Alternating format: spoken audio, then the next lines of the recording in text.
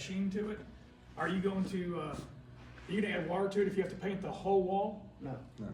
Because you're That wall recoating the entire wall. That wall right? wouldn't be shinier than the two adjacent? You wouldn't No. notice it? I mean, there But is a you're not gonna poss. see a natural You're not gonna notice it? Right, Okay, that's what that I'm was my gonna say, question, is yeah. do you still water or not? No, when you're doing the whole wall, you wouldn't water it. You can if your paint's real thick and you just wanna thin it for the application, but to hide for a touch-up like he's talking about, no, you wouldn't add water. You're just painting from corner to corner. Paint like it is fine. I got you.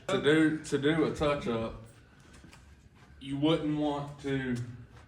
All right, say you don't want that.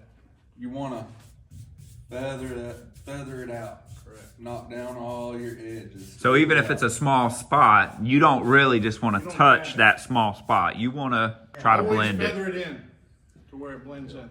The other thing too is new construction.